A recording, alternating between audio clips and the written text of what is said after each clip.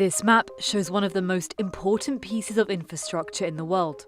More than 500 underwater cables running across the seabeds of the Earth.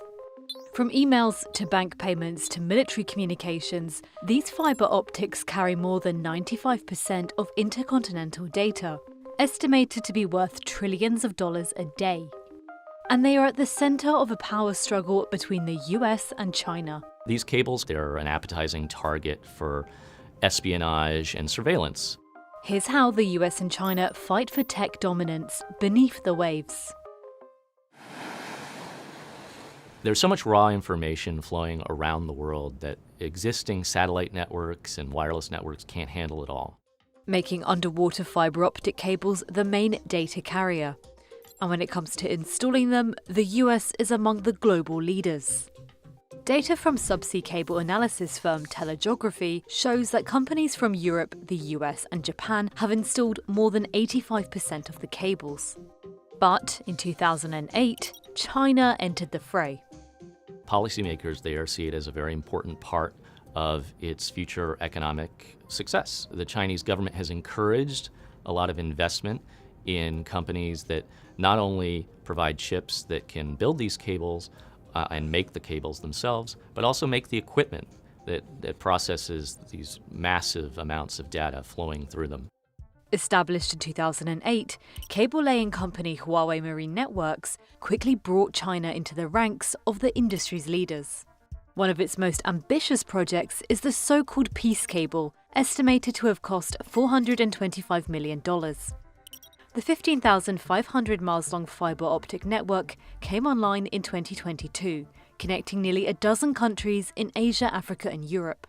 China's investment in the submarine cable industry is part and parcel of the goals that it's seeking to advance through the Belt and Road Initiative, which is to expand its economy, to improve its diplomatic relations and also its economic ties to many countries around the world. But the Peace Cable could be China's last big undersea cable project. The US is trying to prevent a small player from becoming a dominant player. The company was backed by Chinese tech giant Huawei, which became a target of Trump administration sanctions over espionage concerns back in 2019. US officials have said they were worried China's government could use Huawei's technologies for spying. The telecom giant refuted these concerns, but sold its stakes in Huawei Marine Networks to a Chinese company, which rebranded it H&M Tech. This did little, however, to alleviate Washington's fears that underwater cables are increasingly vulnerable to Beijing's espionage. What US officials are worried about is that if too many Chinese companies play an active role in building and owning and maintaining these cables, they aren't going to be able to stop surveillance of some of this internet traffic, not just between the US and its allies, but among just other countries around the world. In 2020, with billions of dollars of infrastructure investments at stake, Washington issued policies to exclude Chinese companies from its internet infrastructure. We're working to ensure that the CCP can't compromise information carried by the undersea cables that connect our country and others to the global internet. In one case, this US crackdown forced cable builders to drop plans for a direct link between LA and Hong Kong. This is not a global ban on Chinese equipment being used in any part of the internet. What US officials are trying to do is convince and sway not just national governments, but also private companies that are building certain cables in places they consider very strategically important from doing so without using Chinese parts. And in 2022, the White House helped American cable-laying giant Subcom secure a $600 million project that H&M Tech had been in the running for. Just like the Chinese-built Peace Cable, the new project will link Southeast Asia with Europe via the Middle East. This will be essential to meeting the growing demand for reliable, security, high-tech connectivity in 3 key regions of the world. Subcom and HMN Tech didn't respond to requests for comment on how much their work is influenced by government policy. Despite US efforts, the competition between Washington and Beijing is far from over.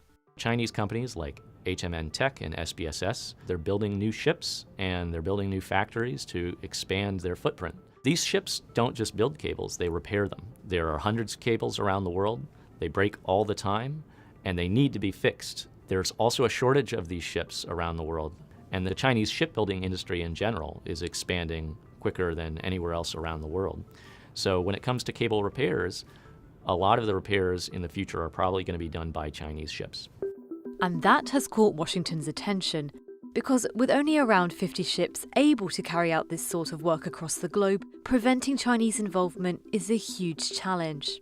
All of these things are part of a great power competition between the US and China. Geopolitics are just affecting the business of building these cables more than they ever have. Regardless of what happens over the next few years, I think you're going to see more meddling by national governments in building these cables, and you're going to see more financial support deciding where these cables are going to run and who builds them, because it is a tough business to make money at. There's a lot at stake to government officials that want to make sure that their domestic industries succeed for decades to come.